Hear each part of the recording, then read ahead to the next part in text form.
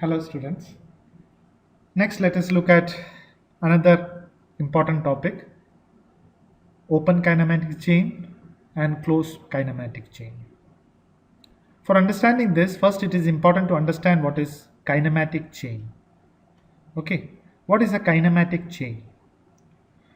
So it is basically, you can understand it, suppose I am going to draw a structure of a robot. Okay, and here there is another joint, then there is a link, and suppose there is another joint and I am having another link, and here suppose I am having some tool. Let this time the tool be a gripper, a hand holding device. Okay, just like this, a gripper. So this is the base and this is the gripper, which I will write it as G. These are all joints. Now what it is saying is that you are having links, so these are the links, and they are connected by joints. These are the joints. Okay, this assembly of having links connected with joints is basically called as a kinematic chain. This is what is basically called as a kinematic chain. So let me read the definition. Kinematic chain is an assembly of rigid links connected by joints for what? To provide the desired motion. Okay. Now I can draw this thing in a different fashion. I can draw this same thing. Let's say I'm going to draw it in a diagrammatic way. Like suppose there is a motor that is attached to the base, okay, ground, and from there is a link, and that link is further attached, let's say, to another motor. Okay, and that motor is linked, so that motor is linked to a third one, and suppose the third one is something like this. Okay, so this is the third motor, and we are having a tool linked here. Okay, something like this. Now here what I have drawn, I have very clearly drawn that there is a link. This is the link. Let me draw it using a different color. So these are your links. Okay, this is one link, and this together is the second link. So how is this operating? How is this operating? It may operate by, suppose if I am going to move this in either of this direction. So okay, so the motor is basically rotating the link like this, and this motor is basically rotating the link like this. It is basically rotating the link like this. Let me draw this one slightly different. I want to show it. See, suppose you are having a motor like this, and the shaft of the motor is coming out, and to that, okay, the shaft is also coming from the back of the motor, and that I am going to basically keep like this. And here suppose if I am going to attach a rod, or if I don't want to attach a rod there, if I suppose attach a rod here. Okay, so this whole thing will move. When the motor is rotating, this whole thing will basically move like this. Okay, here also it will move like this. So what will happen to this end? This end will basically move up and down. So that is what is happening here. Okay, so when I have drawn this particular image, what I have meant is that this shaft is basically rotating like this. So this motor can go up or down. And then here I am having another motion. So it might be for drilling or something. I have attached a tool there. Okay. Now this kind of a diagram where I draw the revolute joint like this and the prismatic joint like this. If you remember, I have said that I can draw the prismatic joint like this, and the movement of the prismatic joint will be front or back, and this might be attached to a link. So when we draw using these kind of structures, what we get is something that is called as a kinematic diagram. So this is basically a kinematic diagram. Okay, this is a kinematic diagram. So what is kinematic diagram? The kinematic diagram is a schematic of the mechanical system that shows the kinematic chain. So here you can very clearly see, here we can very clearly see that this is link 1, this is link 2, this is joint 1, this is joint 2, this is joint 3, and this is the tool, or what we call it as the end effector. Okay, end effector. You can write just one E, no need to write double E, end effector E. Okay. So this diagram is called as a kinematic diagram. You will draw some of the kinematic diagram for some of the famous robotic arm structures when you go to next modules and all. And why this kinematic diagram is important is because it basically shows the kinematic chain. It basically shows the kinematic chain. And why is the kinematic chain important? Why is the kinematic chain important? Because it helps you to arrive at the mathematical model. As I said, that when you will reach higher modules of this particular course, you will be dealing with the mathematical model of the robotic arm. And the mathematical the mathematical model is basically formed by, just have a look here. If suppose I am trying to come up with let's use a different color. Suppose if I am going to come up with a 3-dimensional axis here and another 3-dimensional axis here and a third axis, suppose if I get it here, then what I am having is I am having 3 frames. Okay, this is frame 1, this is frame 2, and this is frame 3. And what you are going to do in your higher modules is you are going to write a matrix, a 4x4 matrix you will have to write that connects frame 1 and frame 2, and another 4x4 matrix you will write for connecting frame 2 and frame 3. So this is also going to be another 4x4 matrix, and finally there will be a third matrix that connects the third frame with the end effector tip. Okay, so you are having 3 matrices like this, all 4x4, and those 3 matrices I will multiply, or we will multiply these to finally get what is called as the kinematic or kinetic model. Basically it is called as a kinematic model. So the kinematic model, okay, is for any robot system is basically the mathematical model which is represented by a 4x4 matrix, which exactly gives you, it's a 4x4 matrix which exactly gives you what is the position of the tip with respect to base, what is the position as well as orientation. Okay, you will learn these terms as you go forward. What is position, what is orientation. So this is what the kinematic model is. Okay, and this kinematic model basically, see this one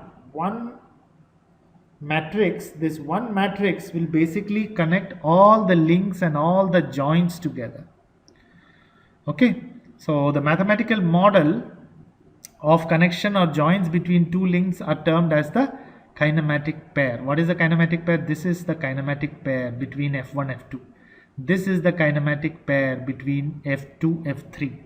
This is the kinematic pair between the third frame and the end effector. Okay, that is the kinematic pair, and the multiplication of these kinematic pairs will basically give you what is called as the mathematical model, and these all together is basically called as the kinematic chain. Okay, and I have already defined what is a kinematic diagram. What is drawn here is basically a kinematic diagram. Okay, and there are many kinematic chains that are popular today. You will learn them when you go to higher modules. You will learn Cartesian robotic arm, cylindrical robotic arm, spherical, SCARA model, articulated model. So there are basically 5 very popular models. So these models you will study, and when you study you will draw these kinematic chains, and we will try to find out the matrix and all for it. It's very interesting. It's not very difficult or anything. It's very interesting, but you will first time you will realize that, oh, matrix has such a power to basically understand the movement of the tip of the robot. Anyway, so the joints, they can be revolute, prismatic or spherical, and all the joints are actuated. See, here it is written, I have written here that all the joints are actuated. What is the meaning of actuated? What is the meaning of actuated? Actuated means the joint is powered. Powered means there is some motor attached, there is some moving device attached there which powers the joint to move. If it's a revolute joint, it will move in rotations. If it's a prismatic joint, it will move in linear motion. So circular motion, linear motion you can achieve with the help of a motor, and that motor connected joint is basically referred as an actuated joint. Okay, see, whenever I am teaching, you try to understand those terminologies. That is very important, because when you read, you should understand these words. Okay, anyway, now what is an open kinematic chain and a closed kinematic chain? To not confuse you too much, I will straight away take you to the diagram, and then I will come to what is written. Okay, see, what we have here is basically a parallel robot and a serial robot. Now what is the difference? The difference is, here there is a base and you have a connection that is going up to the tip. Okay, the base is fixed, whereas the tip is free. It is free for movement.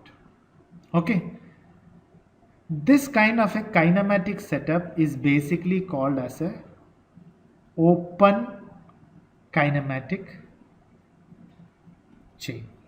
It's called as an open kinematic chain, or in other words, it's also called as a serial robot. And what you have here is a parallel robot. What is a parallel robot? See, you have a base from where you start, you go and you actually end back in a base. So what is the point here? The point here is that the end is not free. So this is also fixed, this is also fixed. Okay, so both ends are fixed, and somewhere in the middle you have a gripper. So the tips are not free, they are fixed. So here what you have is basically a kind of a closed chain. Why? Because it is connected to the ground. So this is something kind of a closed chain, and this closed chain results in what is called as a closed kinematic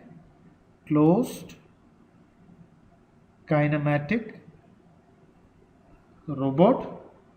Okay, or closed kinematic chain. What is the difference? See, what is better, which is good.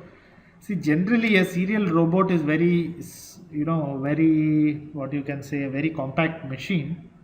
So it can move, and its movement is very easy to program. Why? Because, as I said previously, the 4 by 4 matrix you can very easily get in this case. Whereas, when you talk about a parallel robot or a closed chain kinematic, the 4 by 4 matrix is difficult to obtain. And anyway, our basically syllabus is not dealing too much with parallel robot or closed chain kinematic because it's a basic subject. But you will surely write the kinematic chains for a open kinematic chain. Okay, so this is basically, now let us go to the definition as it is written. It's the same thing. In an open chain or an open kinematic chain, the last link in the chain is connected from one end to a previous link but is free from the other end, resulting, not, we will not write resulting, okay, from the other end. We'll just stop here. Okay, so this is in an open link chain or open kinematic chain, the last link in the chain is connected from one end to a previous link but it is free from the other end, full stop. So it is free from one end and it is fixed in the base. Resulting, I will, as I have told you, resulting we will, I think it's printing mistake. Okay, in robotic literatures, we usually refer to open kinematic chains as something called as serial robots. So open kinematic chain and serial robots are the same thing. Okay, in certain textbooks they write it as serial robots. In certain textbooks they write it as open kinematic chain. Okay, then what is closed kinematic chain? Some kinematic chains are different, as it is written here. Some kinematic chains are different. How do they differ? They differ from this structure in which the links are connected in series as well as in parallel combination, forming one or more closed link loops. So I have already drawn the loop here, isn't it? This is the loop. So it is connected, it is going up, it is coming down, and then it is connected. Okay, this is called as a closed chain mechanism or closed kinematic chains, or it is also called as a parallel robot. So this is a serial robot and this is a parallel robot. Okay, now what is the advantage that you see of a parallel robot? See, the parallel robot is more stable. This one, the stability is really difficult. If some very heavy object comes here, it might be difficult for it to lift it. Why? Because it has to totally rely on this strength. Whereas here it's having a very stable structure because it is having two ends connected to the ground. So even if you are going to keep a very heavy structure here in its gripper, it's going to have a very stable setup. It's going to be very, very stable. Another advantage is that if you are going to look at a parallel robot, you may feel that okay, that this parallel robot has so many joints. So here you can see 6 joints: J1, J2, J3, J4, J5, and finally J6. So 6 joints are there. Whereas here you only had 3 joints. 1, 2, 3. You only had 3 joints.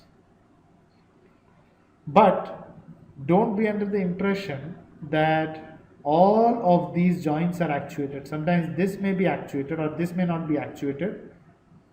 This may be actuated. Okay. Similarly, maybe this may be actuated and this may be actuated. With the help of just these 3 joints, movement in these 3 joints, movement in these 3 joints, you will be able to move this robot very efficiently. Just with this, and with this. These 3 joints. So what are the other 3 joints? The other 3 joints, what we earlier learned, are called as the passive joints. They are not powered by the motor. Okay. Or if there is a closed loop like this, you can have the heavier motor come at the base, whereas the lighter motor goes to the top. So like that, there are many ways in which it can be arranged.